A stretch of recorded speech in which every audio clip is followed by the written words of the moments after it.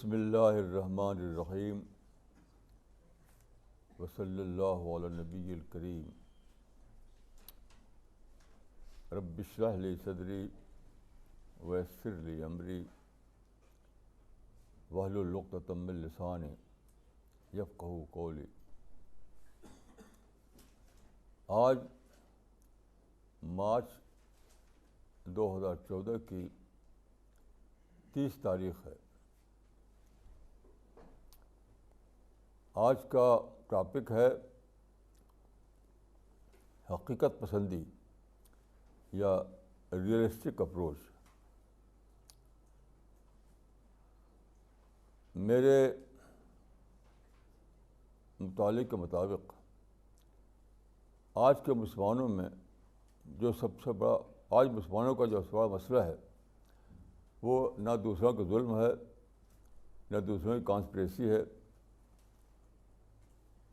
نہ سو کال اسلاموفیبیا ہے۔ یہ سب جھوٹی باتیں ہیں۔ اصل مسئلہ مسلمانوں کا یہ ہے کہ انہوں نے حقیقت پسندی کو کھو دیا ہے، یعنی ریئلسٹک تھنکنگ ان کے اندر بالکل نہیں ہے، موجود ہی نہیں اس طرح سے، نہ انگریزی جاننے والوں میں نہ عربی جاننے والوں میں۔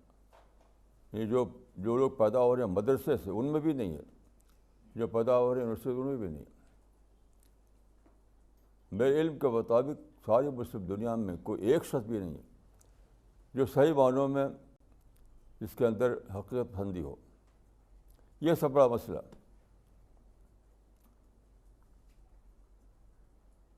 تو اگر کسی کو کچھ کام کرنا ہے مسلمانوں کی اصلاح کے لیے تو here is the starting point. دوسروں کے ظلم کے خلاف چیخ پکار کرنا، یہ کہنا کہ یہ دشمن ہے وہ دشمن ہے، یہ سب بالکل بیس لیس باتیں ہیں، بیس لیس باتیں ہیں۔ آپ 1000 سال تک چیختے رہیے، کچھ ہونے والا نہیں ہے۔ اصل چیز یہ ہے کہ مسلمانوں میں ریئلسٹک اپروچ لایا جائے، حقیقت پسندی لائی جائے۔ رسول اللہ صلی اللہ علیہ وسلم نے اپنی دعا میں یہ الفاظ بولے تھے کہ اللہم ارنا الاشیاء کما ہی، اے اللہ ہم کو چیزیں ایز اٹ از دکھا، جیسا ہے ویسے ہی دکھا۔ یہی ہے حقیقت پسندی۔ اور قرآن میں دیکھیے شروع زمانے میں سورہ اتری، اس میں تھا صبر کی تلقین، وَلِرَبِّكَ فَاصْبِرْ، اور پھر سارے قرآن میں صبر صبر صبر۔ صبر کیا ہے؟ صبر یہی ہے، حقیقت پسندی۔ یہ مسئلے کیوں پیدا ہوئے؟ اس کا سبب یہ ہے کہ قرآن میں جو گائیڈنس ہے وہ سب کچھ موجود ہے قرآن مجید میں، لیکن قرآن میں ہے ٹریڈیشنل زبان میں ہے۔ اس کو آپ کو کنورٹ کرنا ہے ماڈرن ایڈیم میں۔ یہ نہیں کر سکے مسلمان، نہ مدرسے والے کر سکے نہ یونیورسٹی والے کر سکے۔ اس لیے قرآن کے ہوتے ہوئے یہ لوگ بے خبری میں پڑے ہوئے ہیں، قرآن کے ہوتے ہوئے بالکل بے خبری میں پڑے ہوئے ہیں۔ تو بہت پہلے، شاید پارٹیشن سے پہلے کی بات ہے، ایک مسلمان جو مشہور تھا، لبرل، پڑھا لکھا تھا وہ، اس نے ایک آرٹیکل لکھا تھا، اس میں یہ کہا تھا کہ Quran has to be re revealed today, قرآن کو دوبارہ اترنا چاہیے۔ تو یہ میری سمجھ میں نہیں آتا تھا کہ اس کا مطلب کیا مراد تھی اس سے بھی میری کوئی ملاقات نہیں ہوئی۔ بہت دنوں کے بعد میں نے بات جانی کہ اس نے ایک صحیح بات کو غلط الفاظ میں کہا، ایک صحیح بات کو اس نے غلط الفاظ میں کہا۔ صحیح بات یہ ہے کہ Quran has to be re defined today, Quran has to be re defined today, یعنی قرآن میں لفظ صبر ہے تو اس کو آپ بدلیے، کہیں کہ صبر کا مطلب ہے ریئلسٹک تھنکنگ، حقیقت پسندانہ سوچ، یعنی ٹریڈیشنل الفاظ کو آپ ماڈرن ایڈیم بدلیے. یہ کسی نے کیا نہیں. میرے علم کے مطابق 200 سال سے ہنگامے جاری ہیں, لیکن مسلمانوں میں کہہ سکتا ہوں کہ کوئی ایک شخص بھی نہیں ایسا ویسٹ سے ایسٹ سے ویسٹ تک, عرب سے عجم تک, جو اس نے یہ کام کیا ہو کہ ٹریڈیشنل الفاظ کو ماڈرن ایڈیم بدلے. یہ ہے مسلمانوں کی سب سے بڑی کمی. جب تک آپ یہ نہیں کریں گے, مسلمانوں کو مائنڈ ایڈریس نہیں ہوگا, مسلمانوں کو باتیں سمجھ میں نہیں آئیں گی. وہ صبر کا لفظ سنیں گے تو کہیں ارے یہ تو صبر تو بزدلی کی تعلیم ہے. جب آپ کہیں گے صبر تو وہ کہیں گے یہ تو بزدلی کی تعلیم ہے, ان کا مائنڈ پکڑے گا نہیں. لیکن جب آپ یہ کہیں کہ صبر کا مطلب ہے ریئلسٹک اپروچ, تب ان کا مائنڈ پکڑے گا کہ ہاں یہ بات ہے. تو غلطی یہاں ہے, وہاں نہیں ہے جہاں لوگ اعلان کر رہے ہیں کانسپریسی ہے, ظلم ہے, دشمنی ہے. یہ سب بالکل بیس لیس باتیں. کوئی ہمارا دشمن نہیں, کوئی ہمارا سازشی نہیں, کوئی ہمارے خلاف نہیں. سارا معاملہ خود اپنی شارٹ کمنگ کا ہے. میں آپ کو ایک مثال دیتا ہوں. دیکھیے, یہ آج ٹائمس آف انڈیا کا آج کا شمارہ ہے, آج یعنی 30 مارچ کا. اس میں میری تصویر چھپی ہوئی آپ دیکھ رہے ہیں. اس تصویر کو اگر ہم چھاپیں تو میں سمجھتا ہوں کہ تقریباً 5 لاکھ روپے دینا پڑے گا.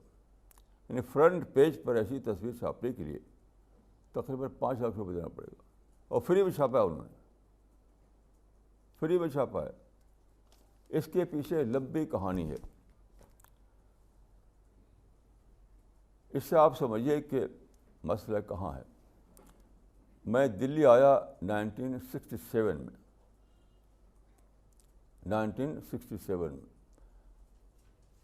تو اس وقت سے میری یہ سوچ یہ تھی کہ مسلمان جو پرچے نکالتے ہیں ادھر ادھر, اس کے کوئی ویلو نہیں. بہت سے پرچے مسلمان نکال رکھے ہیں انگلش میں, میں انگلش کی بات کر رہا ہوں. ان کے کچھ بھی 1% بھی ان کی کوئی ویلو نہیں. کیوں؟ آپ نکلتے ہیں, آپ پرچہ نکالتے ہیں کہ لوگ پڑھیں, جنرل پبلک پڑھے. وہ کوئی پڑھتا ہی نہیں. اس کی ریڈرشپ جو ہے انہی لوگوں میں رہتی ہے جو نکالتے ہیں, خود ہی نکالتے ہیں, خود ہی پڑھتے ہیں. جو جنرل ریڈرشپ ہے اس سے کوئی مطلب نہیں, کوئی اس کو پڑھتا نہیں. تو میرا شروع سے یہ تھا کہ جو نیشنل ڈیلیز ہیں, جو نیشنل پریس ہے, اس میں آنا چاہیے. کمیونٹی پریس میں کوئی چیز چھپے اس کی کوئی ویلو نہیں ہوتی. تو وہ مسلمانوں کے جو پرچے ہیں وہ سب ان کو کہا جاتا ہے کمیونٹی پریس. کوئی ویلو نہیں ان کی, 1% بھی کوئی ویلو نہیں. اور یہ چیز ہے کہ جو نیشنل پریس ہے وہاں چھپے آپ کی چیزیں. تو لوگ اس کو, جب میں کہتا تھا, لوگ اس کو برڈنس بتاتے تھے, برڈنس. کہتے ہیں کہ نیشنل پریس جو ہے وہ تو ہمارا تو متعصب ہے, اس کو تو ہم سے ہمارے بارے میں نگیٹو ہے, وہ کہاں چھاپے گا. 1 to all, ہر آدمی یہی کہتا تھا کہ آپ ایک ایسا خواب دیکھ رہے ہیں جو کبھی پورا ہونے والا نہیں ہے, کیونکہ جو نیشنل پریس ہے وہ آپ کی چیز کبھی نہیں چھاپے گا, وہ تو متعصب ہے. آپ جانتے ہیں کہ انڈیا کا ٹاپ کا پرچہ ہے ٹائمس آف انڈیا. تو میں چاہتا تھا کہ میرے مضامین ٹائمس آف انڈیا چھپیں. تو جانتے ہیں میں نے کیا کیا,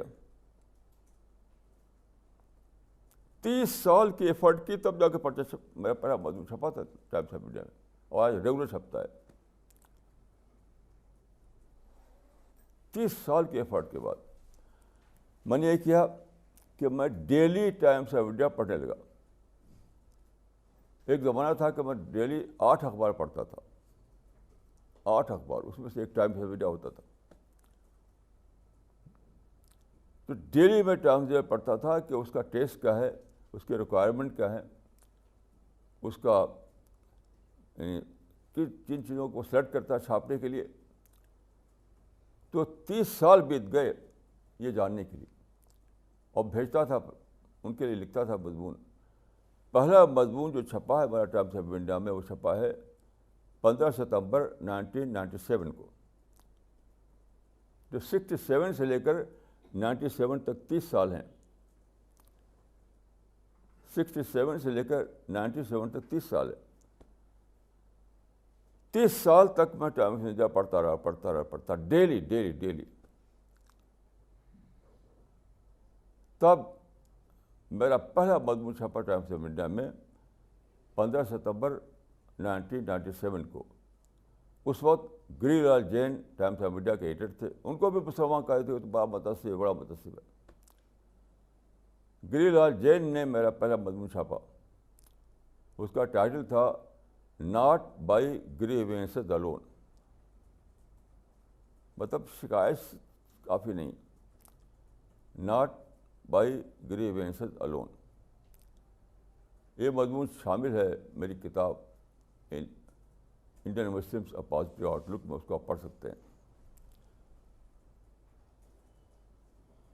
تو جس چیز کو وہ کہتے تھے تعصب, وہ یعنی وہ کیا تھا, فالسہڈ میں جینا تھا. کوئی دنیا میں متعصب نہیں ہے, کوئی ہمارا دشمن نہیں ہے, کوئی کس کو فرصت نہیں کہ خلاف سازش کرے. چیز کیا ہے کہ ہم اس کا جو اسٹینڈرڈ ہے اس اسٹینڈرڈ پر اپنے آپ کو پیش کریں. جیسے ایک گلاس ہے, مارکیٹ میں جس اسٹینڈرڈ کا گلاس کی ریکوائرمنٹ ہے اس کے مطابق گلاس بنائیں تو لوگ دوڑ کس خریدیں گے, اس کو کوئی نہیں خریدیں گے. لیکن اگر آپ کا گلاس مارکیٹ کی ریکوائرمنٹ کے مطابق نہیں ہے تو کوئی نہیں خریدے گا, فری بھی نہیں کوئی لے گا. تو 30 سال میں نے بتایا یہ جاننے کے لیے کہ نیشنل پریس کی ریکوائرمنٹ کیا ہے, نیشنل پریس کس چیزوں کو چھاپے گا. تو جب میں نے ڈسکور کیا, میں نے سمجھا کہ نیشنل پریس کا ٹیسٹ کیا ہے, وہ کس طرح کی چیزوں کو چھاپتا ہے. یہ کرتے کرتے 67 سے شروع کیا میں نے, اور پھر 1997 میں میرا پہلا مضمون چھپا ستمبر کے مہینے میں. اس کے بعد سے آپ برابر ریگولر میرا مضمون چھپتا ہے. اور اب جو ہے یہ جو تصویر چھپی ہے, یہ جانتے کیوں چھپی ہے؟ انہوں نے ایک اسکیم بنائی ہے کہ لوگ جو ہے اپنے لوگوں کے مان میں سوالات ہوتے ہیں. ہر آدمی کے مان میں سوال ہوتا ہے. ہر آدمی زندگی کو لے کر, جاب کو لے کر, میرج لائف کو لے کر, نیشنل لائف کو لے کر سوال ہوتا ہے.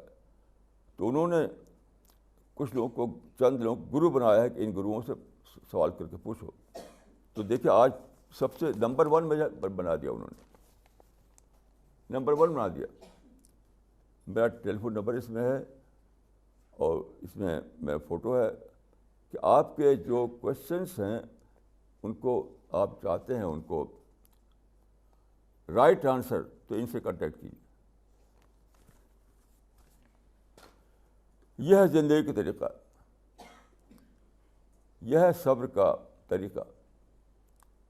اس دنیا میں صبر کے بغیر آپ کو کچھ نہیں مل سکتا. صبر کے بغیر آپ کو کچھ نہیں مل سکتا. تو مسلمان صبر کرنے کے تیار نہیں ہے. صبر کے معنی کیا ہے؟ یعنی صبر کے معنی ہے کہ اپنے جذبات کو تھام کر کے آپ دریافت کریں دنیا کو.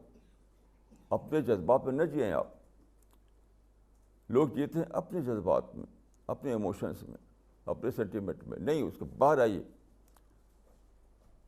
ایمپٹی مائنڈ بنائیے اپنے آپ کو اور دریافت کریے کہ دنیا کے ریکوائرمنٹ کیا ہیں, دنیا کیا چیز ہے.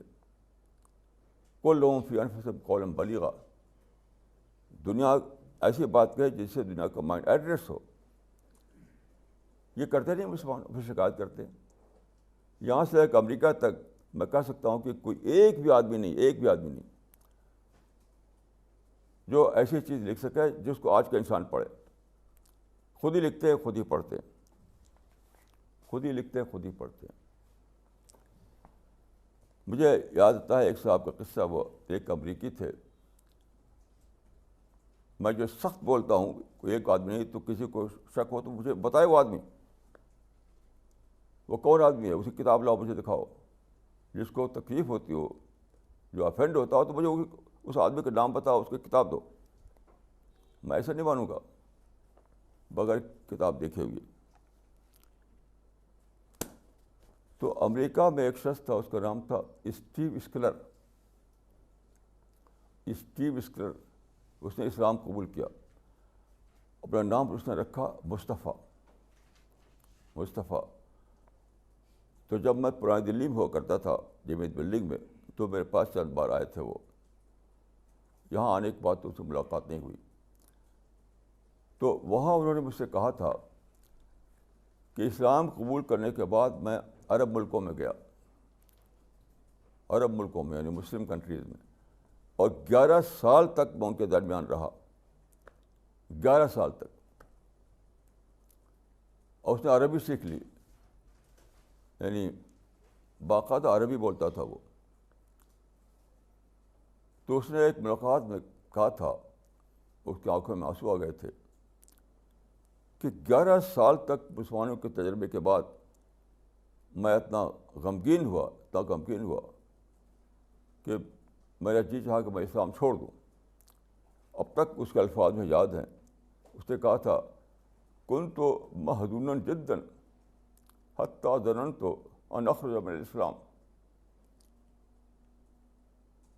کنت محزونا جدا حتی ظننت ان اخرج من الاسلام.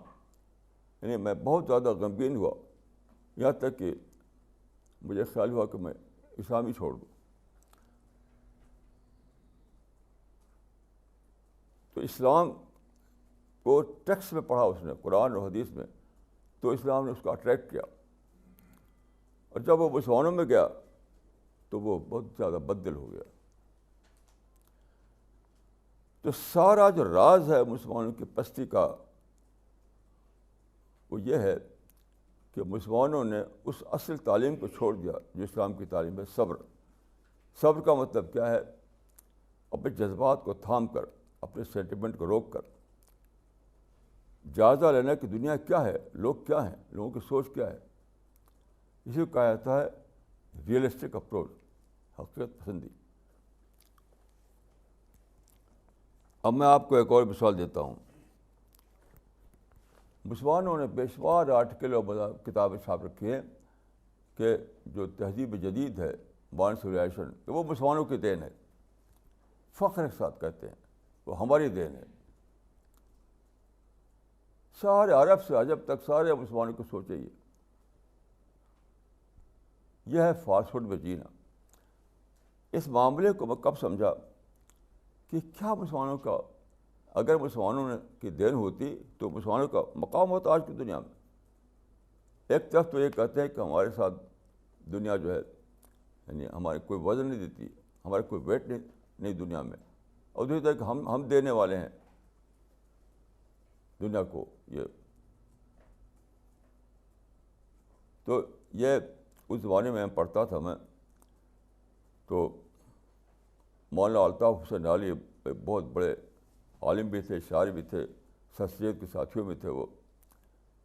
تو انہوں نے لکھا تھا مشہد سالی جو کتاب ہے، اس میں بہار اب جو دنیا میں آئی ہوئی ہے، یہ سب پود انہیں کے لگائی ہوئی ہے. بہار اب جو دنیا میں آئی ہوئی ہے، یہ سب پود انہیں کی لگائی ہوئی ہے. یعنی ہمارا کارنامہ یہ ہے. ایک اور شاعر نے کہا تھا کہ سبق ہم نے پڑھایا آ کے تہذیب و تمدن کا، ہوا جغرافیہ یوں سر بروج آسماں ہم سے. تو میں سوچتا تھا کہ معاملہ کیا ہے. پھر میں ترکی گیا، وہاں بہت بڑا ایک میوزیم بنایا گیا ہے مسلمانوں کے دور حضارت کا، مسلمانوں کے دور تہذیب کا. بہت ہی بڑا ہے، کئی منزلہ، پیشوا چیزیں اس کے اندر رکھی ہوئی ہیں. اس کو دیکھنے کے لیے شاید 1 مہینہ کی ضرورت ہوگی.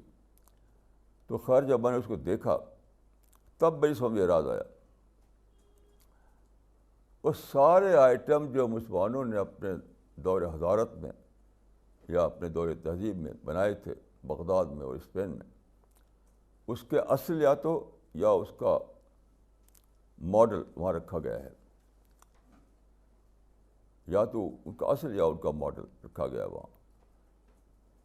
اس کو دیکھ کر بھی سمجھ میں آیا کہ کیا معاملہ کیا ہے. یہ جو مسلمان دعویٰ کرتے ہیں کہ ہم ہیں تہذیب کے دینے والے، تو اس کا معاملہ کیا ہے؟ وہ معاملہ یہ ہے جس کی مجھے وہاں دریافت ہوئی کہ دنیا کے دیکھیے 3 دور ہیں تہذیب کے اعتبار سے. بالکل پریمیٹیو دور، شروع کا دور، اس کے بعد مسلم دور، اور تیسرا یعنی ویسٹرن پیریڈ اب جو چل رہا ہے. تو قدیم زمانے میں یعنی مسلم پیریڈ سے پہلے، مسلم پیریڈ شروع ہوتا ہے 8ویں صدی عیسوی میں.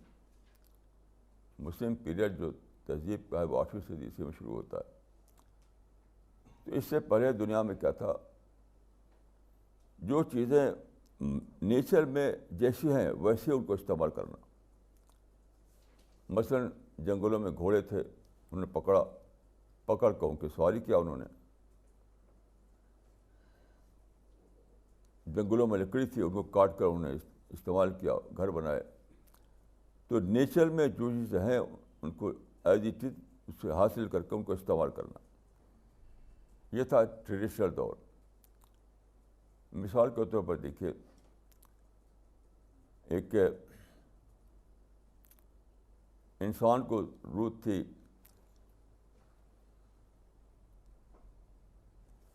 وہ اس کی کشتی کی، یعنی پانی میں انسان کیسے اپنا سفر کرے. تو انسان نے تجربہ کیا کہ تختہ جو ہوتا ہے وہ پانی میں تیرتا ہے. تو تختے کو انہیں کشتی میں تبدیل کیا قدیم زمانے میں، اور اس سے وہ پانی میں سفر کرنے لگا. تو یہ کشتی جو ہوا کرتی تھی اس میں صرف ایک چپو ہوتا تھا. چپو یعنی OAR، اور چھوٹی کشتی ہوتی تھی. ایک آدمی ایسے چپو چلا کر کے کشتی کو آگے بڑھاتا تھا. یہ تھا ٹریڈیشنل دور. مسلمانوں نے کیا کیا کہ کشتی کو نئے ڈھنگ بنایا. کشتی میں انہوں نے وہ لگائے، یعنی بادبان جو کہتے ہیں، یعنی ماسٹ، MAST، ماسٹ، بادبان. تو بہت بڑی کشتی بنائی انہوں نے. اس میں بادبان ہوتے تھے اور 8 چپو ہوتے تھے، یعنی 4 ادھر 4 ادھر. چپو کہتے ہیں اور کو. تو اس سے کشتی چلتی تھی. وہ قدیم زمانے کے جہاز جیسے ہوتے تھے وہ. آپ اس کی تصویر دیکھیے. یہ ہے مسلم دور کا جو ورژن ہے کشتی کا، مسلم دور کا ورژن ہے کشتی کا. تو ٹریڈیشنل دور میں یہ تھا کہ سادہ کشتی ہوتی تھی چھوٹی، اس میں ایک چپو ہوتا تھا. مسلمانوں نے کیا کیا کہ بڑی بڑی کشتیاں بنائی اور اس میں مستول لگائے، وہ یعنی وہ ماسٹ لگائے، اور 8 وہ چپو استعمال کرنے لگے. 4 آدمی ادھر 4 آدمی ادھر. تو یہ کیا چیز تھی؟ یہ ٹریڈیشنل آئٹم کو امپروو کیا. یہ دیٹ واز امپروومنٹ، یعنی وہی کا وہی رہا، صرف اس میں امپروو کیا کہ اس کو سائز بڑھا دیا، اس میں کئی چپو بڑھا دیے. تو اسی طرح انہوں نے بہت سی چیزوں میں امپروو کیا کہ ٹریڈیشنل آئٹم جو تھے، جو انسان پہلے استعمال کرتا تھا، اس کو امپروو کر کے انہوں نے ایک نئی صورت دی. لیکن جو ماڈرن ورلڈ ہے اس نے صرف امپروو نہیں کیا ہے، اس نے کنورٹ کیا.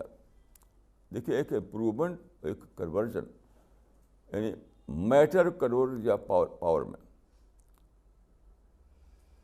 ماڈرن جو ویسٹرن ورلڈ ہے اس کا کام ہے کنورژن، ان کا کام تھا امپروومنٹ.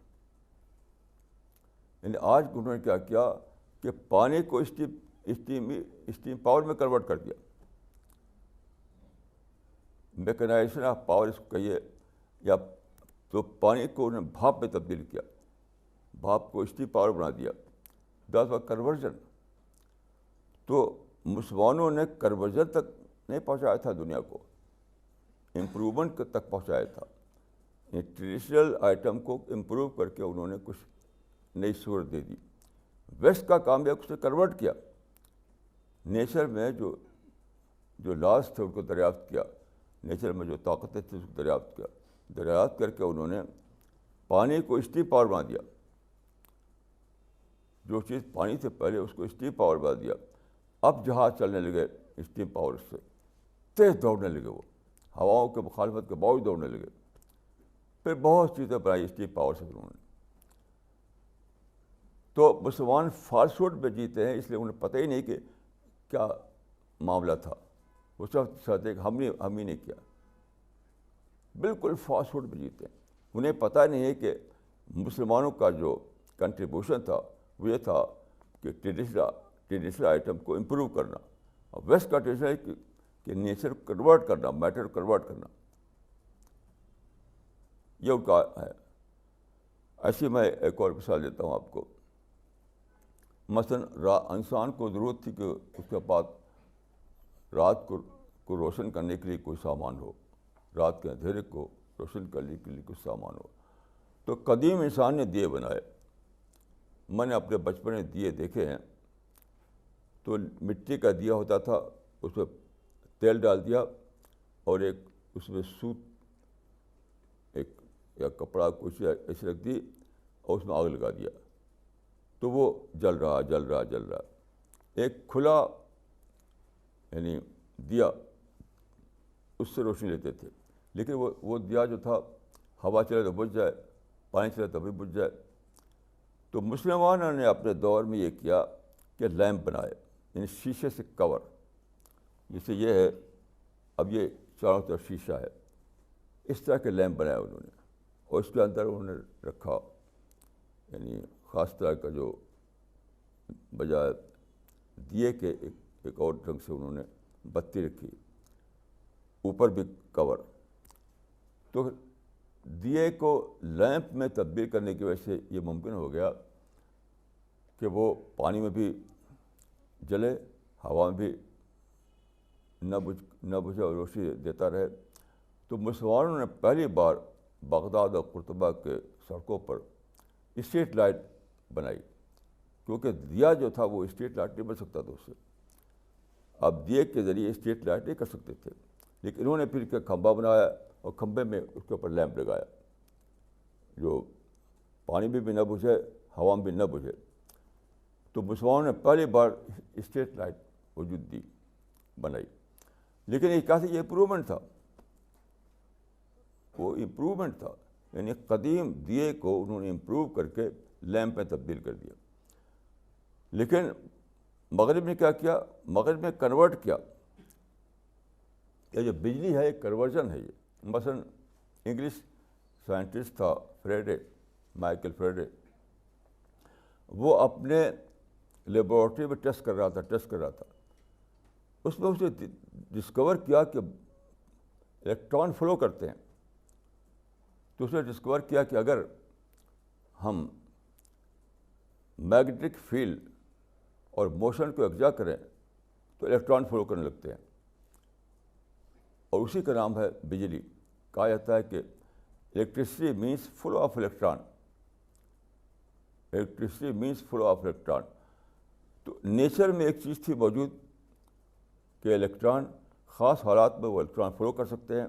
پھر وہ اس الیکٹران جو فلو کر رہے ہیں اس کو ہارنس کریں تو آپ بجلی بنا سکتے ہیں. یہ دریافت کیا انہوں نے. تو میٹر کو کنورٹ کیا روشنی میں انہوں نے. یہ میٹر ہے، یہ بجلی کا میٹر ہے. یہ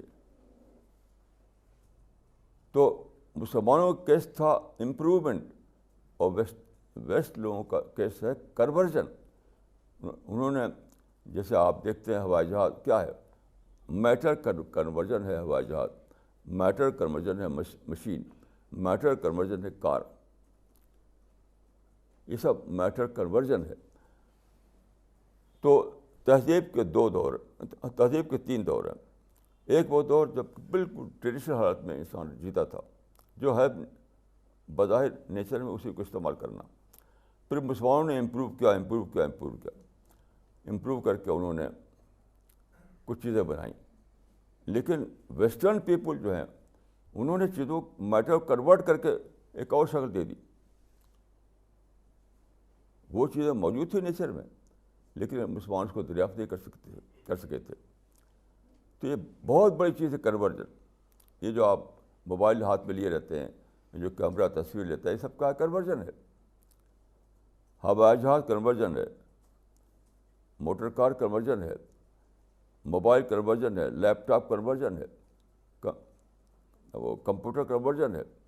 یہ ساری چیزیں جو آپ دیکھتے ہیں وہ کنورژن ہے، وہ امپرومنٹ نہیں ہے. وہ امپرومنٹ ایک الگ چیز ہے، کنورژن ایک الگ چیز ہے. اب یہ بات جو ہے جو میں عرض کر رہا ہوں، اس لیے کہ یہ مسلمانوں کو بتانا ہے کہ تم فالسوڈ میں جیتے ہو، ان کو اس فالسوڈ سے باہر نکالنا ہے. جب ان کے اندر حقیقت پسندی آئے گی تب جا کر چیزوں کو سمجھیں گے، تب جا کر وہ کام کریں گے. تو اسی میں دنیا کی فلاح ہے، اسی میں آخرت کی فلاح بھی ہے.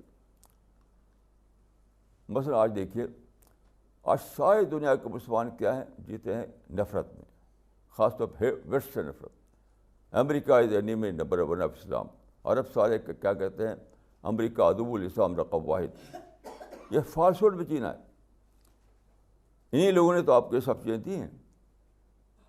مسلمانوں کے پاس پیٹرول تھا، لیکن ان کے پاس ہوائی جہاز نہیں تھے، ان کے پاس کمپیوٹر نہیں تھا، ان کے پاس فیکٹریاں نہیں تھیں. انہوں نے پیٹرول کو دریافت کیا، انہوں نے میٹر کو کنورٹ کیا، انہوں نے ایک انڈسٹریل ایج دنیا میں پیدا کیا. تو آپ اس سے اس وقت مسلمان جو ہیں بالکل اس سے بے خبر ہیں. اور سب سے بڑی بے خبری کیا ہے کہ اہل مغرب نے ایک نیا دور پیدا کیا ہے جو پرو اسلام ورک دور ہے، پرو دعوی دور ہے، یعنی موافق اسلام دور.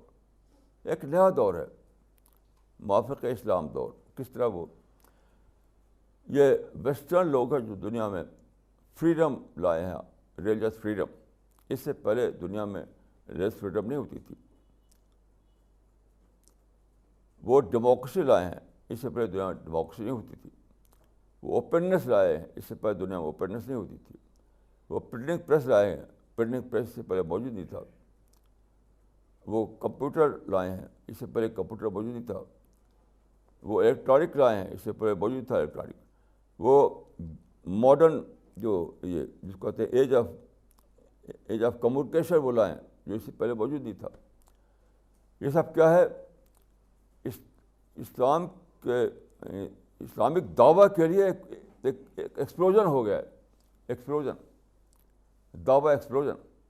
یہ ساری چیزیں جو ہیں دعوتی کام کے لیے انتہائی حد تک مفید ہے، انتہائی حد تک مفید ہے.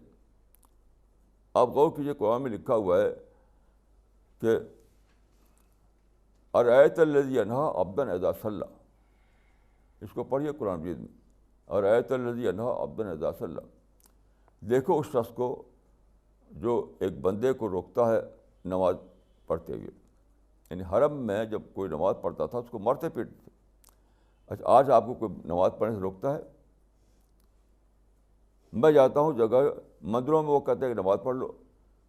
چرچ میں کہتے ہیں کہ یہی نماز پڑھ لو. گرجا میں، وہ گرودوارے میں کہیں نماز پڑھ لو. آج کون روکتا ہے آپ کو؟ اس وقت آپ نماز پڑھتے تھے تو آپ کو مارتے پیٹتے تھے. یہ قرآن میں لکھا ہوا ہے، ارأیت الذی ینہیٰ عبدا اذا صلی. یہ ہے کہ نیا دور ہے. کون لایا یہ دور؟ اہل مغرب لائے ہیں یہ دور. یہ دور اہل مغرب لائے ہیں کہ آپ کو عبادت کی آزادی ہے، آپ کو اپنے مذہب پر عمل کرنے کی آزادی ہے، آپ کو دعوت کی آزادی ہے، آپ کو یعنی آپ کو دوسرے کے خلاف کھلے اظہار خیال کی آزادی. جیسے میں ایک مثال دیتا ہوں ایک مرتبہ میں وہاں تھا برمنگھم میں، یعنی انگلینڈ کے 3 بڑے شہر ہوتے ہیں، لندن، برمنگھم، مانچسٹر. تو برمنگھم میں تھا. تو جن صاحب کا یہاں ٹھہرا ہوا تھا وہ ایک مسلمان تھے. تو وہاں کچھ کرسچن لڑکے کام کر رہے تھے ان کے یہاں، کچھ کرسچن لڑکے، غالباً 3 لڑکے تھے. تو جو صاحب خانہ تھے انہوں نے اس سے کہا کہ تمہاری کلرجی تو کو بہت بیوقوف بناتی ہے. ایک کرسچن سے کہہ رہے ہیں کہ تمہاری کلرجی تم کو بہت بیوقوف بناتی ہے. پھر انہوں نے بتایا کہ تمہاری کلرجی جو ہے اٹونمنٹ کا نظریہ پیش کیا اس نے، یعنی گناہ دوسرا کرے اور اس کا بھگتان دوسرا بھگتے. کیونکہ ان کا نظریہ یہ ہے کہ حضرت آدم کے بعد شاید دنیا گنہگار ہو چکی ہے، اور حضرت عیسیٰ جو صلیب پر چڑھے اس سے ان کے گناہ کا کفارہ ہوا. تو انہوں نے کہا کہ دیکھو بیوقوف بناتی تم کو، گناہ تو کوئی کرے گا، کوئی بھگتے گا. تو وہ لڑکے کہتے ہیں mister Khan you are right. یہ سادہ بات نہیں ہے. آج سے پہلے یہ واقعہ ممکن نہیں تھا. کوئی اپنے مذہب کے خلاف سن نہیں سکتا تھا. اسی وقت وہ مارتے ان کو. آج سے پہلے کوئی اسے سن نہیں سکتا تھا. آپ دیکھیے تمام نبیوں کے زمانے میں یہی ہوا کہ مار پیٹ ہوتی رہی. رسول اللہ کے زمانے میں شروع میں ہوا مار پیٹ ہوتی تھی، کیونکہ وہ زمانہ تھا ریلیجس پرسیکیوشن کا زمانہ، مذہبی جبر کا زمانہ. اب ساری دنیا میں ریلیجس فریڈم کا زمانہ ہے. ایسے ہی دیکھیے آپ جب نکلے دنیا میں اسلام پھیلانے کے لیے تو کہیں جنگل حائل تھا، کہیں سمندر رکاوٹ تھا، کہیں کوئی ملک رکاوٹ تھا. آج ماڈرن کمیونیکیشن کے زمانے میں ہم یہاں بول رہے ہیں اور ساری دنیا میں لوگ سن رہے ہیں. کیسا عجیب ہے. کبھی اس سے پہلے ممکن نہیں تھا کہ ایک دائی ایک مقام پر بولے اور ساری دنیا اس کو سنا جائے. یہ کس نے کیا؟ یہ دور کون لایا؟ یہ اہل مغرب لائے. اہل مغرب یہ لائے یہ دور کہ اب نہ جنگل رکاوٹ ہے، نہ سمندر رکاوٹ ہے، نہ کوئی حکومت رکاوٹ ہے. دیواریں سب ٹوٹ گئیں. ساری دیواریں ٹوٹ چکی ہیں. آپ ایک جگہ بولیے اور ساری دنیا میں آواز سنی جائے گی. یہ سب بے خبر سارے مسلمان اس سے بے خبر ہے. مجھے کوئی ایک مسلمان نہیں معلوم، نہ مسٹر نہ مولوی، جو جانتا اس حقیقت کو. کیوں؟ وہ جی رہے ہیں فالس ہوڈ میں. فالس ہوڈ میں قرآن میں یہود کے بارے میں ہے. دیکھیں فالس ہوڈ پیدا کیوں ہوتا ہے. قرآن میں جس یہود کا ذکر یاد رکھے وہ قدیم یہود ہیں، آج کا یہود نہیں ہے. یہ بھی سمجھ لیجیے کہ آپ لوگ سمجھتے ہیں قرآن پڑھ کر کہ آج کا یہود بھی ویسا ہی ہے. ایک قدیم یہود کے بارے میں ہے. آج کا جو یہودی ہے اس نے سائنٹیفک ایجوکیشن لی. سائنٹیفک ایجوکیشن بالکل مختلف ہو چکا ہے. وہ مثلا دیکھیے میں نظام الدین میں رہتا ہوں. آج کل مسلمان یہاں زیادہ ہو گئے ہیں اور اتنا شور ہوتا ہے رات دن شور. نیو یارک میں گیا یہودیوں کی بستی میں، یہودی کالونی میں. وہاں بالکل سکون تھا، ایک دم پیس تھا، کوئی شور نہیں. یہ ہے آج کا یہودی جو ہے وہ سائنٹیفک ایجوکیشن پا کر کے بالکل مختلف ہو چکا ہے، بالکل مختلف. میں وہاں گیا، یروشلم میں ایک کانفرنس تھی جس میں کہ فلسطینی نوجوان بھی بلائے گئے تھے اور یہودی نوجوان بھی. تو میں نے دیکھا کہ کئی فلسطینی نوجوان خوب فرفر انگریزی بول رہے تھے. تو میں نے سوچا کہ یہ کہاں انہوں نے انگریزی پڑھی، کیونکہ ہم تو اخباروں میں پڑھتے ہیں کہ فلسطینی علاقے میں روزانہ بم گرتا ہے. تو معلوم ہوا کہ یہ جو فلسطینی نوجوان ہیں یہ وہ ہیں جو اسرائیل میں رہتے ہیں. آج بھی اسرائیل میں عرب رہتے ہیں آج بھی، اور کوئی رکاوٹ نہیں ان کو. کھلے طور پر وہی پڑھتے ہیں اسکول میں جس طرح یہودی بچے پڑھتے ہیں. یہ کیا ہے آج کے یہودی کا جو ذہن ہے. آج کا یہودی وہ نہیں ہے جو جس کو آپ پڑھتے ہیں اپنی کتابوں میں. آج کے یہودی کے اندر سائنٹیفک تھنکنگ ہے، وہ یعنی ماڈرن تھنکنگ ہے. وہ فالسوڈ میں نہیں جیتا ہے آج کا یہودی.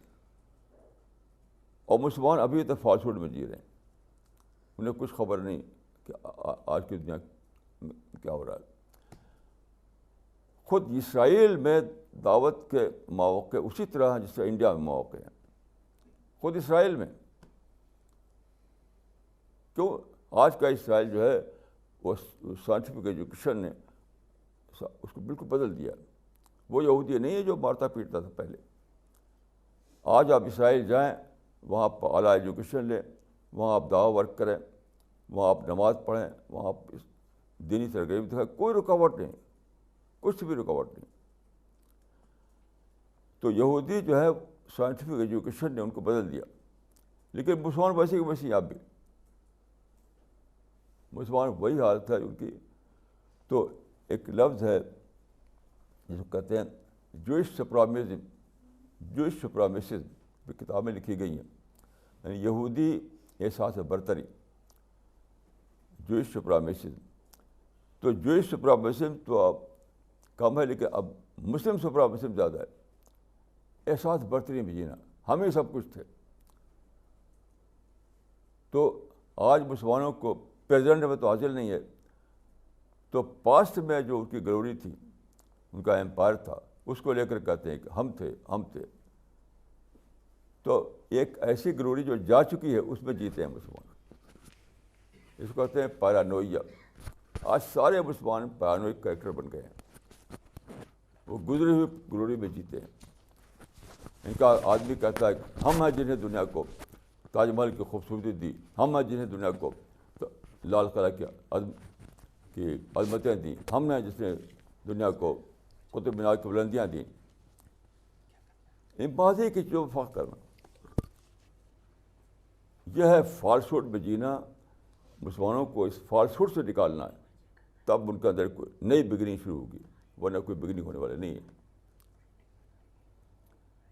مسلمانوں کی سب سے بڑی خیرخواہی یہ ہے کہ ان کو بتایا جائے کہ تم فالسوڈ میں جیتے ہو. جو لوگ تنقید سے بھڑکتے ہیں وہ جنت الحمقہ میں رہتے ہیں, انہیں خبر نہیں کہ تنقید ہی تو آغاز ہے اصلاح کا.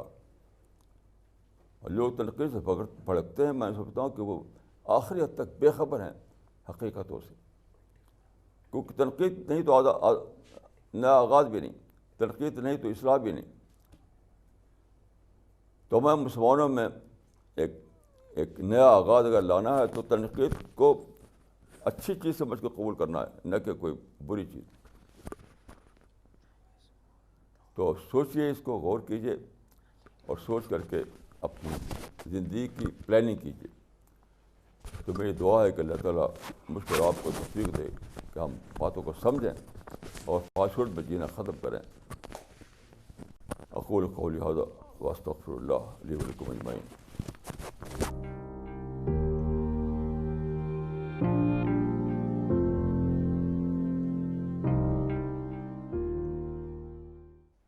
مولانا یہ سوال بہار سے آیا ہے, جاوید صاحب نے کیا ہے. انہوں نے لکھا ہے, many people say that Islam has produced an uneducated society as Muslim community has maximum number of illiterates and as a result poor people.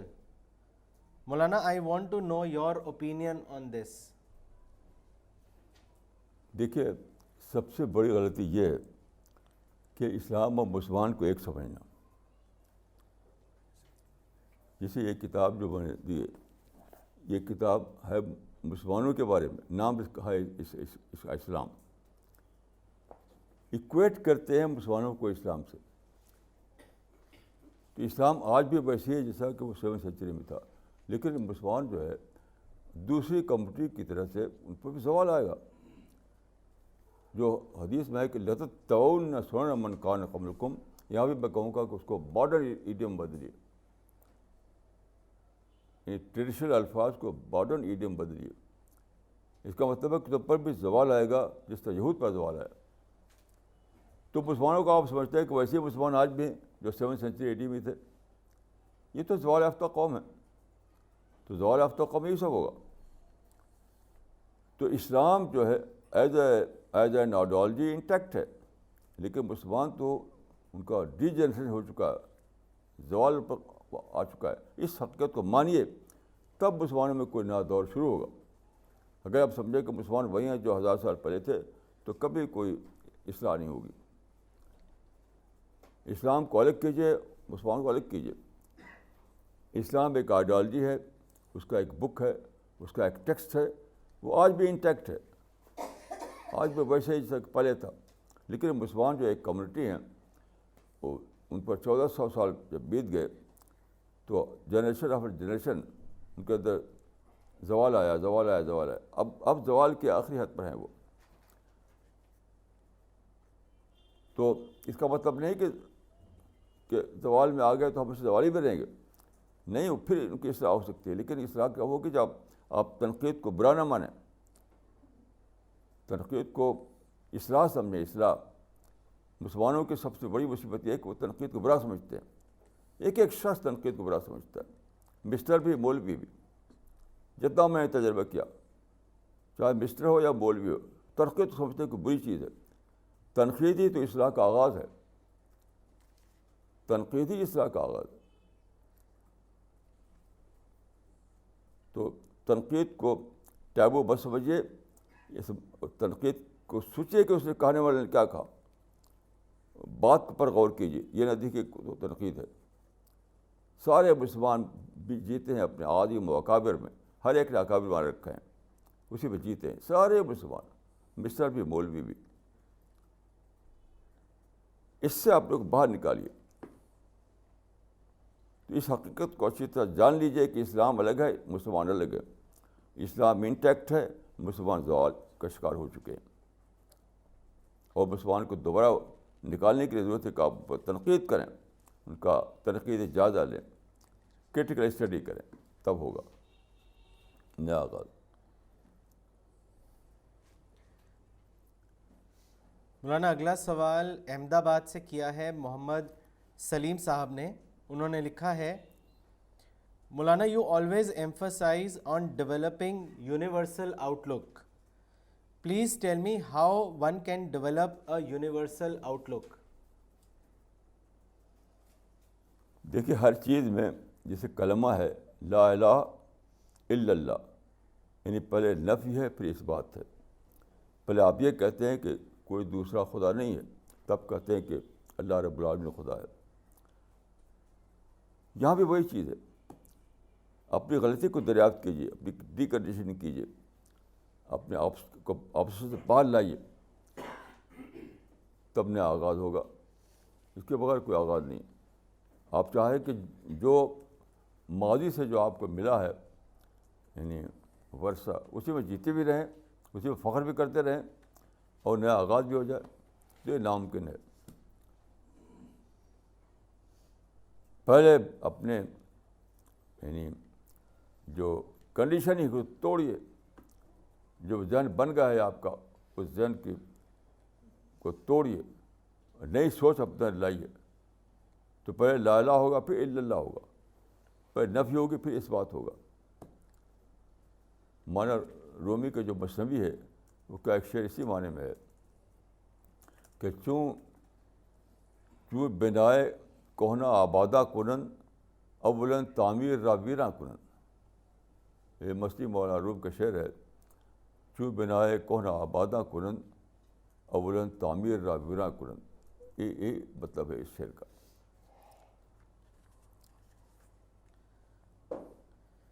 مولانا اگلا سوال یوسف صاحب نے کیا ہے بھوپال سے. انہوں نے لکھا ہے, Maulana in one of your Sunday session you spoke about دعویٰ work and you said that دائی should be a well wisher like a mother is for her child. I want to know that in a mother's case it is a case of blood relation. So how can we develop the same well-wishing towards non-Muslims like a mother? Please advise us. دیکھیے, ایسی چیز ہے incentive. Mother کے لیے جو incentive ہے اس سے billion time زیادہ دائی کے لیے انسینٹیو ہے. مدر کا انسینٹیو یہ ہے کہ بچہ بڑا ہو کر کے بڑھاپے میں میرا سہارا بنے گا. ماں کے جو انسینٹیو ہے وہ یہ ہے کہ جب میں بوڑھی ہوں گی تو میرا سہارا بنے گا، یہ کما کے مجھے کھلائے گا. لیکن دائی کا جو انسینٹیو ہے تو اس سے بلین ٹرین ٹائم زیادہ ہے، وہی کہ جنت ملے گی. آپ اس کو گھٹاتے ہیں، اس کو بڑھاتے ہیں. ایک حدیث ہے کہ رسول اللہ صلی اللہ علیہ وسلم نے حضرت علی کو بھیجا کسی مہم پر، تو فرمایا کہ اگر ایک انسان بھی تمہاری وجہ سے سچائی کو پالے تو وہ تمہارے لیے سرخ اونٹوں سے زیادہ بہتر ہے.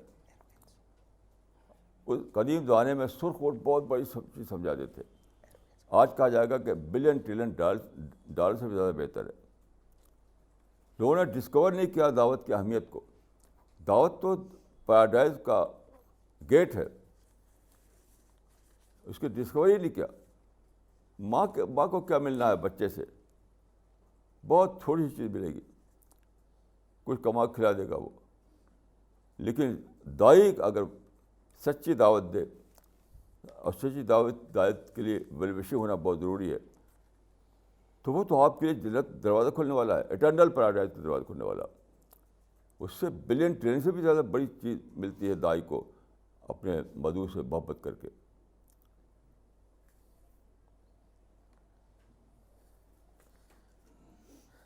مولانا اگلا سوال کیا ہے پونے سے سلمان صاحب نے.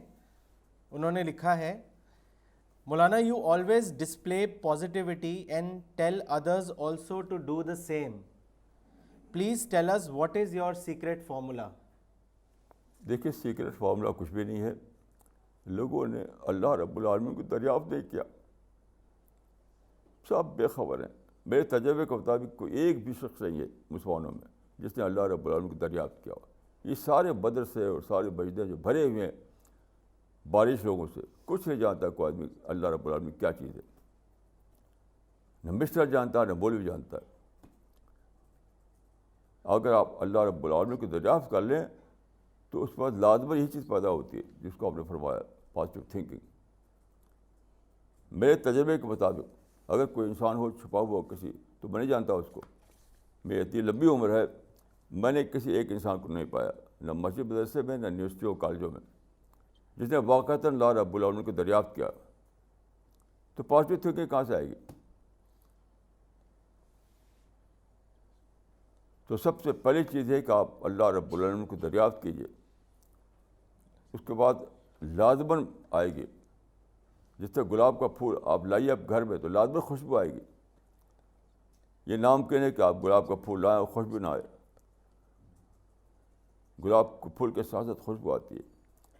ایسے اللہ رب العالمین کے ساتھ ساتھ لازماً پازیٹیو تھنکنگ آتی ہے.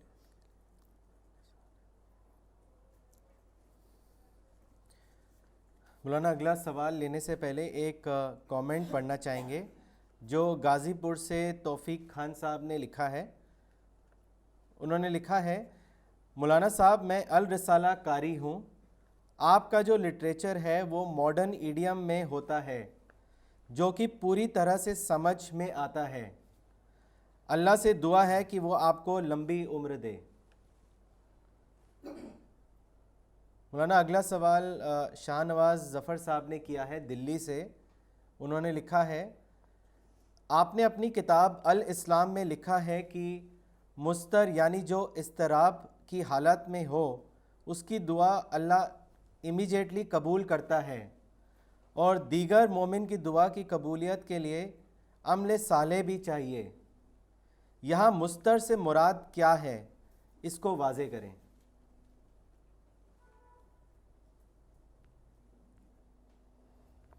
دیکھیے جب آدمی اضطراری کی حالت میں ہوتا ہے تو اپنے ہیلپ لیسنس کا تجربہ کرتا ہے، وہ عجز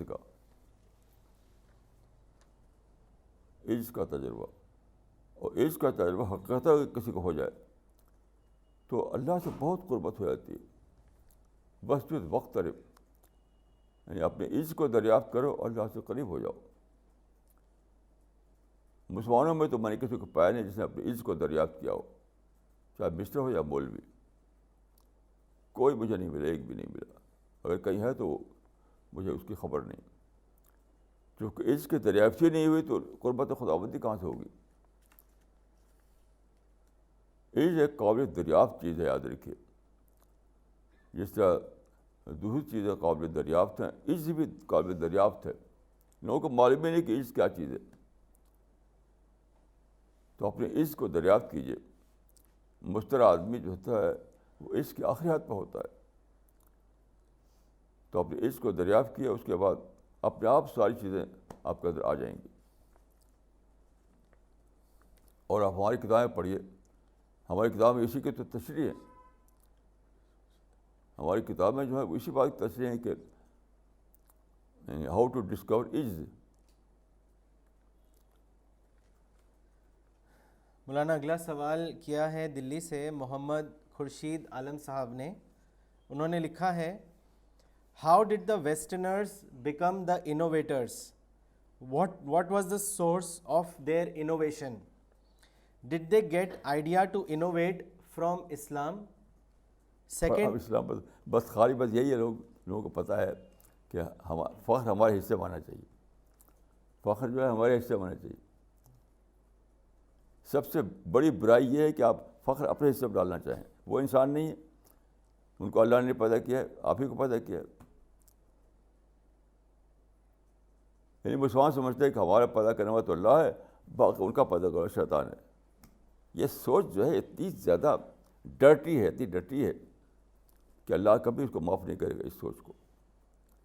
بھائی ان چیزوں کا آپ جاننا چاہیں تو میری کتاب چھپ رہی ہے، اس کا نام ہے اظہار دین. اس کو پڑھیے آپ، وہ اس وقت پریس میں بہت جلد آ جائے گی. مولانا ایک حصہ ان کے سوال کا یہ بھی تھا کہ why Muslims consider America to be an enemy of اسلام؟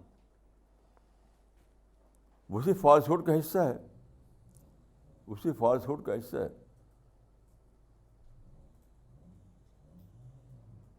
دیکھیے سب سے بڑی وجہ جو مسلمانوں کے یہاں ہے وہ کہ امریکہ اسرائیل کی حمایت کیوں کرتا ہے.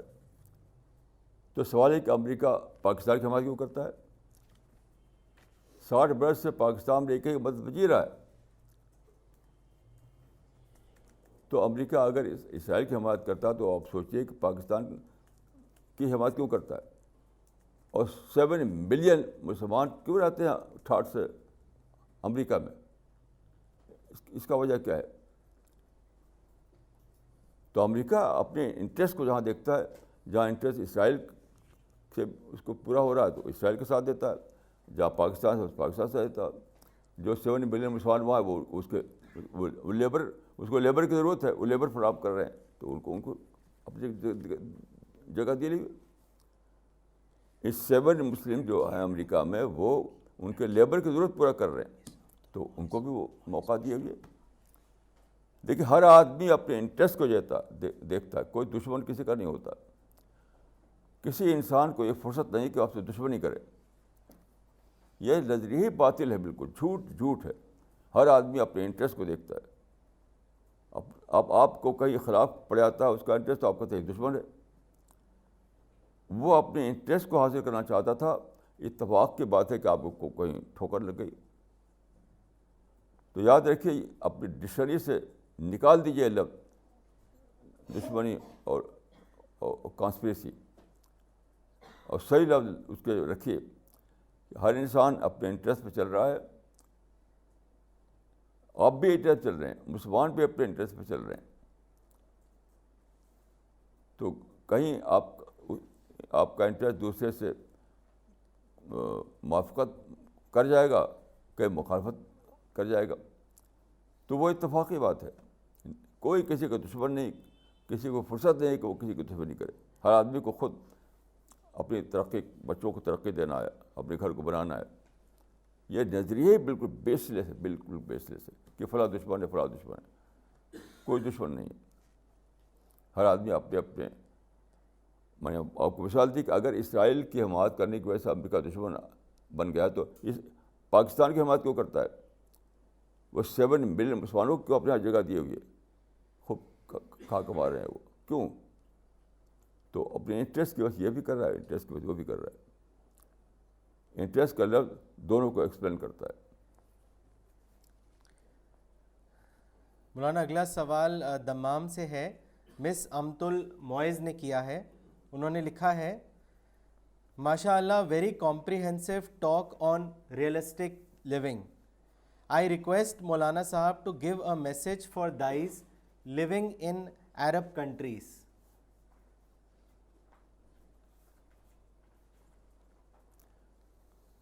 دیکھیے عرب کنٹریز میں ایک بہت بڑی اپرچونیٹی ہے جس کو مسلمان اویل نہیں کر رہے ہیں. وہ کیا ہے؟ عرب کنٹریز میں تیل کی دولت ہے, وہاں روزگار ملتا ہے لوگوں کو, تو بہت زیادہ لوگ آ رہے ہیں باہر سے, بہت زیادہ, غیر مسلم بہت زیادہ آ رہے ہیں. اور ٹورسٹ یعنی وہاں پر جاب کرنے والے, بزنس کرنے والے اور ٹورسٹ روزانہ بلین آتے جاتے ہیں. ان میں آپ لٹریچر ڈسٹریبیوٹ کیجیے, دعویٰ لٹریچر ان کے درمیان ڈسٹریبیوٹ کیجیے. اس سے زیادہ آسان کام کون سا ہے؟ سب سے آسان کام یہ ہے کہ آپ پرنٹڈ بک آپ کے پاس ہوں, آپ کے پاکٹ میں, آپ کے بیگ میں, اور جہاں آپ دیکھیں کسی کو اس کو دیجیے اس کو. ہر جگہ آپ کو ملیں گے ایسے لوگ جو آپ کے لیے مدعو ہیں. اصل چیز ہے کہ مدعو کانسیپٹ ختم ہو گیا مسلمانوں سے, ورنہ عرب دنیا میں تو بہت مواقع ہیں. مثلا دیکھیے ایجپٹ ہے, ایجپٹ میں بہت ہی زیادہ ٹورزم تھا, کیونکہ وہاں بہت ہی یعنی اینشنٹ سویلائزیشن ہوتی تھی وہاں پر, اور بہت ہی قدیم ترین وہاں پر مونومنٹ ہیں. بہت آتے تھے, خام ملٹیشن چلا دیا وہاں پر, لڑائی بھڑ چھیڑ دیا.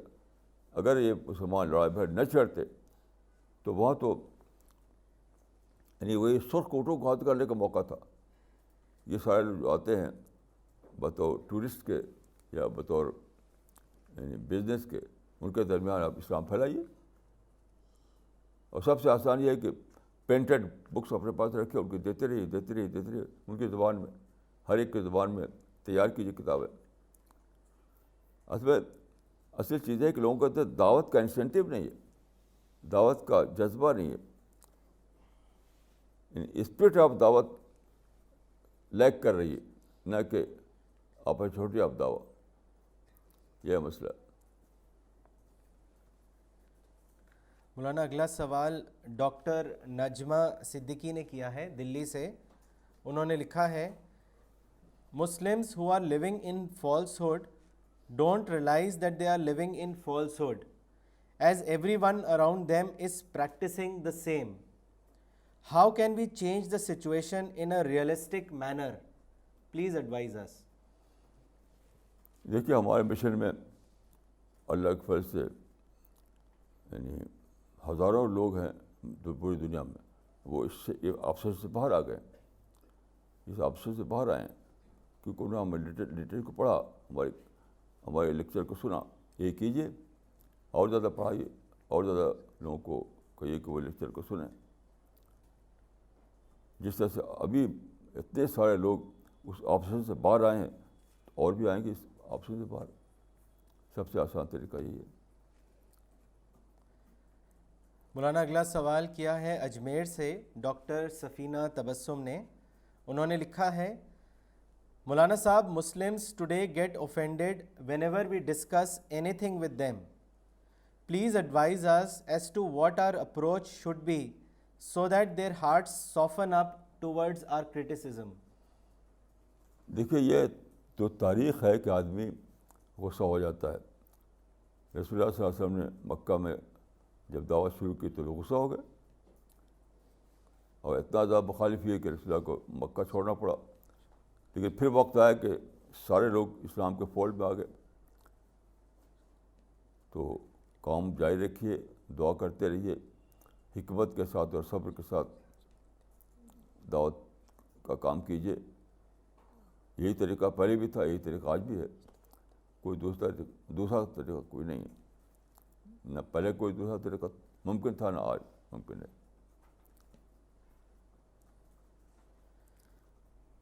مولانا اگلا سوال دلی سے ہے, جمیل اختر صاحب نے کیا ہے. انہوں نے لکھا ہے, یہودی اسلام کے دشمن ہیں اور ہمیشہ رہیں گے. زیادہ تر کتابوں کا خلاصہ یہی ہے. قرآن میں یہود کا ذکر کیا صرف حضور کے دور کے یہود کے لیے ہی ہے، اس کو واضح کریں۔ بھائی یہودی کی بات نہیں ہے، آپ کی کتاب میں لکھا رہتا ہے، سارے کتاب میں کفار مکہ مشرکین مکہ، تو کیا وہ آج کے لیے ہے؟ سب کتابوں میں لکھا رہتا ہے کفار مکہ مشرکین مکہ، قل یا ایھا الکافرون قرآن مجید میں، تو کیا آج کے لیے ہے؟ یہ قل یا ایھا الکافرون جو ہے یہ مکہ والوں کے لیے ہے، یہ قل یا ایھا الکافرون جو ہے مکہ والوں کے لیے ہے۔ یہ ہماری کتابوں میں لکھا رہتا ہے کفار مکہ مشرک مکہ، وہ قدی مکہ کے لیے ہوتا ہے۔ تو یہ فرق تو ہر جس طرح دوسروں کے بارے میں اس طرح یہود کے بارے میں بھی ہے، جیسے دوسروں کے بارے میں اس کے یہود کے بارے میں بھی ہے۔ اصل میں دیکھیے ہوا یہ قصہ کیا ہوا کہ یہود کو جب مار پیٹ ہوئی فلسطین میں تو چلے گئے، اس کو کہتے ہیں ڈائسپورا، یعنی یہودی ڈائسپورا میں چلے گئے، یعنی دوسرے ملکوں میں۔ ان کی بڑی تعداد ویسٹرن کنٹریز میں چلی گئی، یورپ میں اور امریکہ میں۔ تو وہاں انہوں نے انگلش پڑھی، وہاں انہوں نے سائنس پڑھی، تو ڈائسپورا ان کے لیے وہ نعمت بن گیا، ڈائسپورا ان کے لیے نعمت بن گیا، اور پڑھ کے وہ ایجوکیشن میں آگے بڑھتے چلے گئے۔ میں آپ کو ایک مثال دیتا ہوں کہ میں 3 بار گیا ہوں فلسطین اور اسرائیل۔ تو ایک بار تو مجھے معلوم ہوا کہ جو یہودی رہتے ہیں امریکہ میں، انہوں نے ایک فنڈ اکٹھا کیا، $1 بلین، بلین بی سے $1 بلین اکٹھا کر کے گئے وہ یروشلم۔ وہاں کا جو بڑا ربائی تھا، چیف ربائی، اس سے ملے، انہوں نے کہا کہ یروشلم میں بہت بڑا سینگاگ بنائیے۔ سینگاگ کہتے ہیں یہودی عبادت خانے کو، کہ یروشلم میں بہت ہی بڑا سینگاگ بنائیے آپ۔ تو چیف ربائی جو تھا اس نے کہا کہ خدا کو بہت بڑے سینگاگ کی ضرورت نہیں ہے، اس کو ایجوکیشن میں لگاؤ۔ $1 بلین کا فنڈ وہاں پر قائم ہوا ایجوکیشن کے لیے، اور بہت دھوم سے یعنی پڑھنے لگے یہودی لڑکے۔ اس طرح سے وہاں آیا ہے یہ ایجوکیشن کا جو دور آیا ہے۔ ہمارے یہاں بدقسمتی سے ایسے لوگ پیدا ہی نہیں ہوتے، کیونکہ سوسائٹی اتنی خراب ہے، کوئی اچھی بات کہے تو اس کو دبا دیتے ہیں۔ سر سید کو آپ جانتے ہیں، آج آپ سر سید کو بڑا درجہ دیتے ہیں، لیکن سر سید کے زمانے میں کیا ہوا؟ ان کو فتوے لگے، ان کو مخالفتیں کی گئی۔ اس سر سید کے معاصرین جو تھے زبردست مخالفتیں کی ان کی، ان کو سب کچھ کہا، منافق، کافر، فاسق، پتہ نہیں کیا کہا ڈالا۔ تو کوئی بھی کام کر پاتا جب اس کو یعنی سپورٹر ملے، جب سپورٹر نہیں ملے تو کچھ نہیں کام ہو سکتا۔ رسول اللہ کو بھی کام ملا کہ جب سپورٹر ملے آپ کو، پچھلے نبیوں کو سپورٹ نہیں ملے تو کوئی بڑا کام بھی نہیں ہو سکا۔ تو مسلمانوں کے مزاج کو بدلیے تاکہ جو کام کرنے کو اٹھے تو اس کو سپورٹر ملے، یہ بھی اس کا ایک پہلو ہے۔ جب آپ مسلمانوں کے مزاج کو بدلیں گے تو کسی کام کرنے والے کو سپورٹ دیں گے، تب جا کر بڑا کام ہوگا۔ مولانا اگلا سوال لینے سے پہلے ایک کامنٹ پڑھنا چاہیں گے جو دوحہ قطر سے مولانا عبدالباسط عمری نے لکھا ہے۔ انہوں نے لکھا ہے، آپ نے جو یہ کہا کہ اپنے جذبات اور خواہشات سے باہر آ کر اپنے آپ کو ایمٹی مائنڈ بنائیں اور دوسروں کو ڈسکور کریں، مولانا آج آپ کی اس تقریر سن کر میرا ذہن کھلا۔ مولانا آپ کی باتوں سے مجھے سمجھ ملتی ہے، شعور ملتا ہے۔ اللہ آپ کو صحت اور لمبی عمر دے تاکہ ہم آپ سے خوب استفادہ کریں۔ مولانا اگلا سوال کیا ہے مس نغمہ صدیقی نے دلی سے۔ انہوں نے لکھا ہے، what is the criteria to جج that we have arrogance in us? اس کے بارے میں بتائیں۔ What is the criteria to جج that we have arrogance in us? دیکھیے میں جو سمجھا ہوں نفسیاتی اعتبار سے وہ یہ ہے کہ جب آپ کو تنقید بری نہ لگے اور تعریف آپ پر خوش نہ ہوں آپ، تب سمجھیے کہ آپ کے اندر ایروگنس نہیں ہے. پھر سنیے، جب آپ کو کرٹیسزم بری نہ لگے اور پریز آپ کو خوش نہ کرے تب سمجھیے کہ آپ کے اندر ایروگنس نہیں ہے. اور جب تک ایسا ہو کہ آپ کوئی کرٹیسائز کرے تو آپ افینڈ ہو جائیں اور پریز کرے تو آپ خوش ہوں، تو اس کو مانے کہ آپ کے اندر فخر ہے، پرائڈ ہے، ایروگنس ہے. یہی بہت ہی جو میں سمجھا اور لمبی تجربے کے بعد یہی ہے کرائٹیرین پہچان، اس بات کی پہچان کا. مولانا اگلا سوال دلی سے کیا ہے مس راضیہ صدیقی نے. انہوں نے آپ سے پوچھا ہے how does a sense of falsehood arise within a community, اس کے بارے میں بتائیں. دیکھیے، یہ وہ جو کہا تھا وہ اسٹفا اسکلر نے، وہی اس کا بہترین جواب ہے کہ پارانویا، انگریزی میں ایک لفظ ہے پارانویا،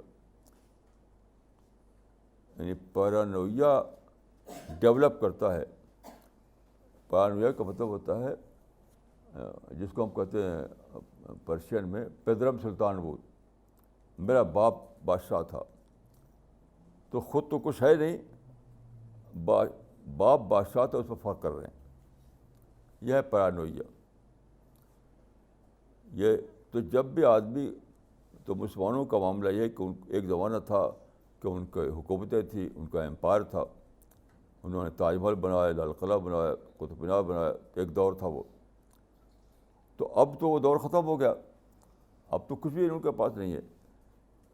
لیکن کتابیں جو ہماری لکھی گئیں، میرے نزدیک جتنی کتابیں لکھنے والے تھے زمانے کے، سب نے ایک بہت بڑا، یعنی ایک برا کام کیا اپنی قوم کے ساتھ، کہ تاریخ کے ذریعے انہوں ابھارنا چاہا، یعنی تاریخ کو یاد دلا کر کو ابھارنا چاہا. یہ میں حیران ہوں کہ لوگوں کو پاس عقل تھی کہ عقل کے ساتھ کوئی چیز ان کے دماغوں میں تھی.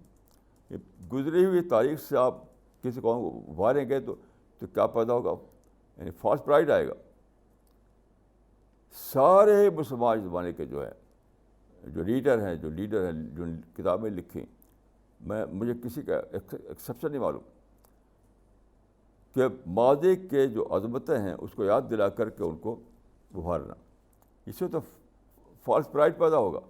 وہی پیدا ہوا. تو مسلمانوں میں جو پارانوئک کریکٹر ہے وہ اس کے ذمہ دار یہی مسلم رہنما، مسلم رائٹر اور مسلم مصلحین ہیں. آپ مسلمانوں کی جو بھی کتاب لے کے پڑھیے، سب میں وہ ماضی کی عظمتیں بیان کی جائیں گی. ہم یہ تھے، ہم وہ تھے، ہم یہ تھے، ہم وہ تھے، ہم ہی تھے، یعنی کیا وہ ہم ہی چھائے ہوئے تھے شرق سے تا غرب دنیا میں، ہم ہی چھائے ہوئے تھے شرق سے تا غرب دنیا میں، نہ تھا پلہ کسی مسلم کا دنیا میں گراں ہم سے. تو یہ چیز ہے کہ وہ عظمت جو چلی گئی اس کو یاد دلا کر کے آپ ان کو چاہتے ہیں ان کو ریوائیو کرنا. تو اس سے کوئی پازیٹیو سوچ نہیں آئے گی، اس سے فالس پرائڈ آئے گا. وہی آ گیا مسلمانوں میں. اس کے ذمہ دار وہی لوگ ہیں جنہوں نے اس زمانے میں مسلمانوں کو قدیم تاریخ یاد دلا کر کے ان کو دوبارہ ابھارنا چاہا. کچھ شاعر نے کہا تھا کہ حدیرات نوارا تلخ تر میدن چو ذوق نغمہ کمیابی، حدیرہ تیز تر میخاں جو محمل کا گراں بینی. یہی سب چیز ہے جس نے مسلمانوں کا یہ حالت کر رکھی ہے. جو مسلمان پارانوئک کریکٹر بن گئے اس کی ذمہ داری خود ان پر نہیں ہے، ان کے رہنماؤں پر ہے، جنہوں نے معاملے کو سمجھے بغیر ایک غلط رہنمائی دی ان کو. Okay, we will end the session now.